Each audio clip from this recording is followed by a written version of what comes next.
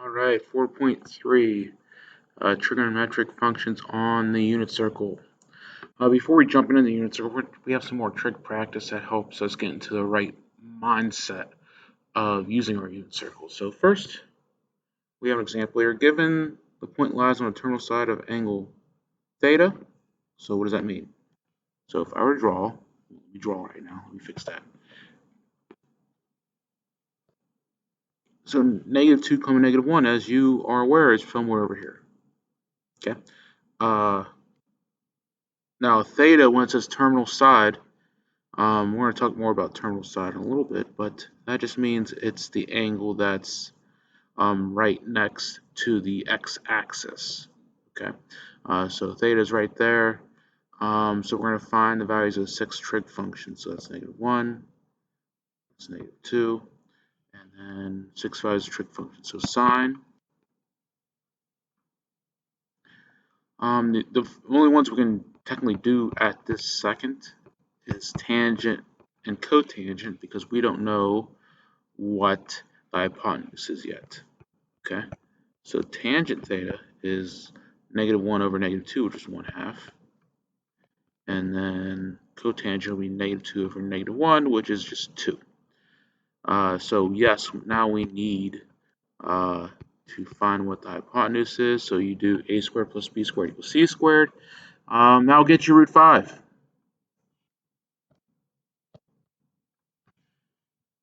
And yes, we have to rationalize. So whenever you ask for sine, opposite over hypotenuse, your answer is going to be negative root 5 over 5.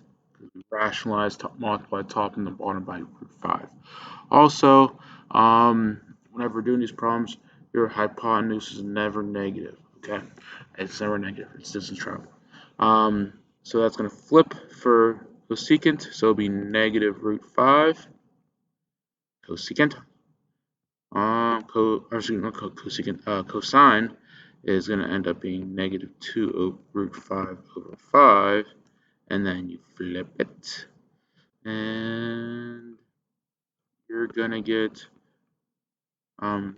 negative root 5 over 2. There you go. That's the first one. Now, these 3 problems, if you are familiar with the unit circle already, you could use the unit circle right now. But we're going to logic these a little bit because what hopefully you know with regards to degrees is that every time, that right there, that's 90, right? Making that 180, 270, 360. We're looking for cosine of 270 right there, right? And remember, cosine, if we go back up here, it was adjacent over the radius, right? Adjacent is how far we traveled with x, right? It ended up being -2, right? And then we took r into account. Now, how far did we travel x? We didn't go anywhere. 0, right? So your answer is 0. Now, cosecant. Cosecant is the reciprocal of sine, right? And sine dealt with your r value and your y value. So we're going to focus on the y value at pi over 2. Now, if you remember, 2 pi is 1 time around the circle, right? So if 2 pi is 1 time around the circle, then pi is half a circle, right? And then half of the half is going to be right here. So we're looking right here to find cosecant of pi over 2. And cosecant of pi over 2, what's the y value there? It's 1. And your r value, whenever you're asked these values, are always 1. So it's going to be 1 over 1, which is just 1. And finally, cotangent of -90. Now, if you look at that previous problem once again, it was what over what? It was your x value over your y value. Okay, so when we go 90 degrees, it's going to go that way. So it's x value. What's your x there? 0. Over your y value, which doesn't matter what your y value as long as it's not 0, your answer is going to be 0. It's actually going to be -1. And we could go look later. Also, strategy to help us in interpreting the unit circle and working with the unit circle is using reference angles. And reference angles are basically um, referencing for defining word within a word. The acute angle form whenever we go against the x-intercept, right? Or the x-axis, or not, x-axis would have been better wording. So for in quadrant 1, the closest to its x-axis right here, and it will just simply be theta. The angle formed in quadrant 2 would be 180 minus whatever that angle is. Angle down here would be 180 plus whatever the angle is. And finally 360 minus whatever the angle is. Also in terms of radians, which is also important, this will be pi minus theta, pi plus theta, 2 pi minus theta. So let's sketch the angle and then find its reference angle. So 5 pi over 4. With where we're going to draw the angle, you need kind of logic this, right? So we know pi is right there. 2 pi is right there. And 3 pi over 2 is right there. Okay. 5 over 4 is between 1 and 3 halves, right? So that's going to be right there. So that's going to be the angle right there. And what is our reference angle? So it would be 5 pi over 4 minus pi. By our rule up top, which is going to get us pi over 4. Next, negative 240. Now you're kind of thinking backwards with this. So negative 240, that's negative 180. Negative 270 would hit the y-axis again. And so then by rule, how would we find that? So it would be, in this case, if we add 180 to it, we'll get the answer. And it'll be the positive version of that. So it's going to be 60 degrees. And finally, 390. So one time around, and then we have this left over right here.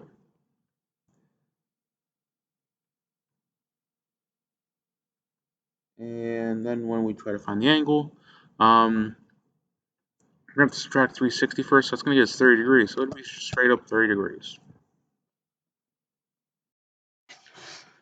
All right, so let's find the exact values of the 5 remaining trig functions of theta. I'm going to give you 2 bits of information, and then you have to solve from there. Now, the easy one right away is always the reciprocal. So I know right away cosine theta is 1 over that. And we rationalize and we get root 3 over 3. Now, is that the final answer? Maybe. Okay. Now, why I say maybe? We have this bit of information right here that tangent theta is less than 0, which means, if you remember tangent, it's y over x, right? From all the other problems we did before. That's tangent's y over x, and it's less than 0. That means either x or y is going to be negative. We know it's y. Why is it not x? Because we're told what secant is, and secant's positive. Okay, so therefore cosine is also going to be positive, right? Okay, so we have x and we have r. We have x is equal to 1, r is equal to root 3. Need to find what y is. So a squared plus b squared equals c squared gets you y is equal to root 2. Now, root 2 is not correct. Why? We established y is negative. Okay, so it's going to be negative root 2. Let's find out the other values. So we have sine theta is equal to root 2 over negative root 2 over root 3, which rationalizes to negative root 6 over 3. We also can find cosecant, flip it, and then rationalize. If we flip it, it'll be negative root 3 over root 2.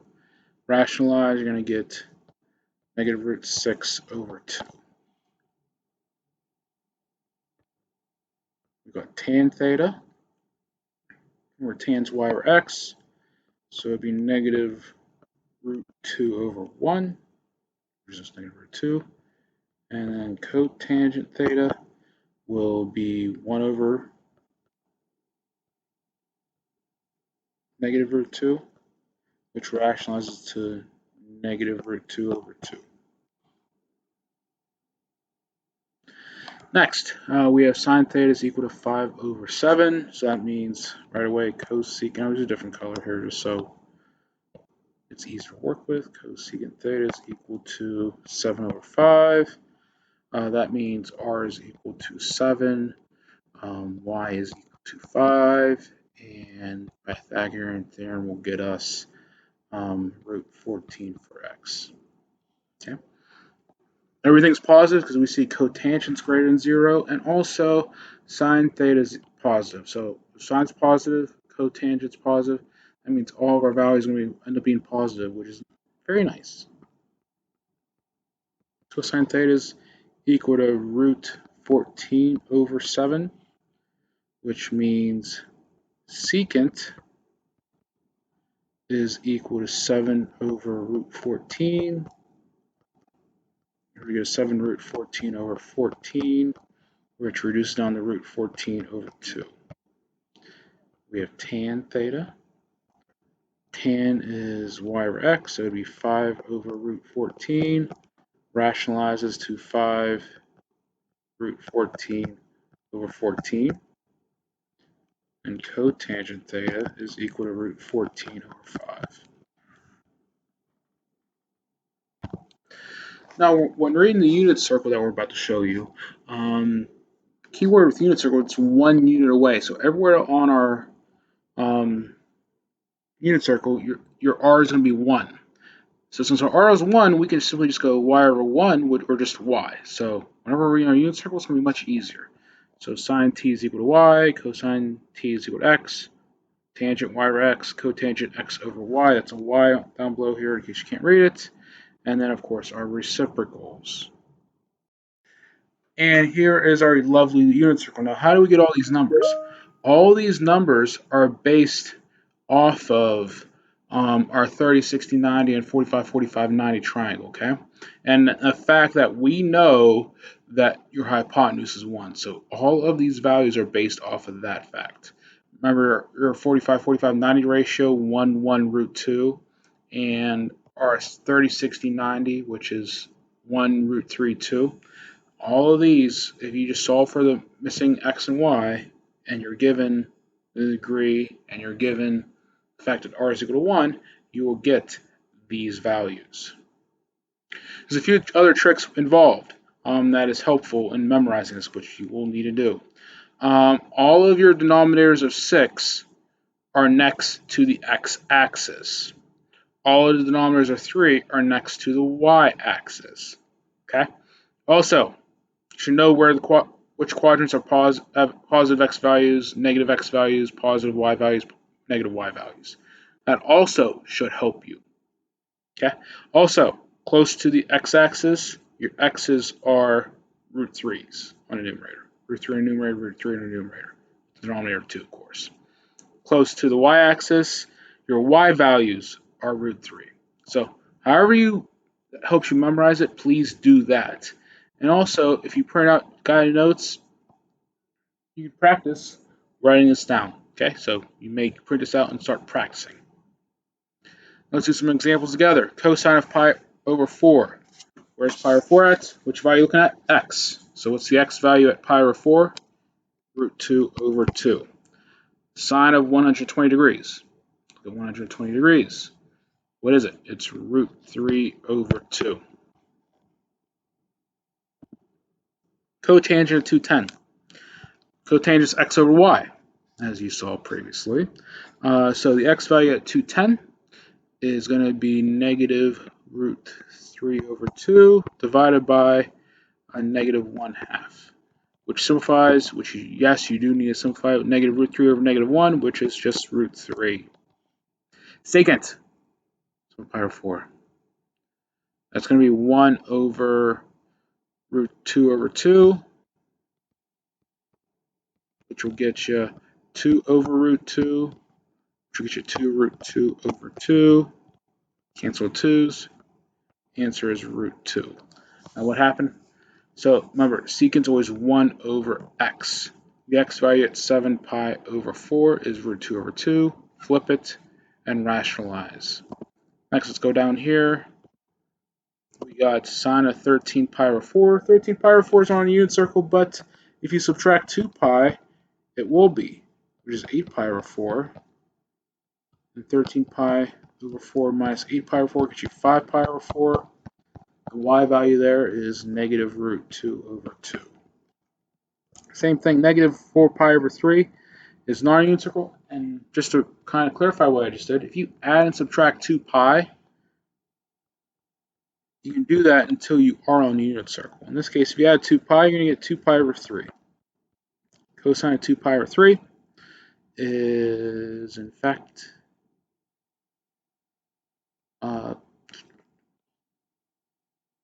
negative 1/2. Excuse me, negative root 3 over 2. No, wait, I was right first. I'm sorry. Negative 1/2.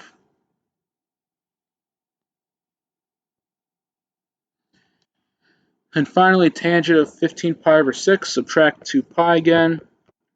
That's going to get us, ooh, that reduces nice, to 1 pi over 2. So tangent of pi over 2, that will get us sine of pi over 2 is 1, cosine of pi over 2 is 0. So it is undefined, does not exist. Appreciate you watching. We'll see you later.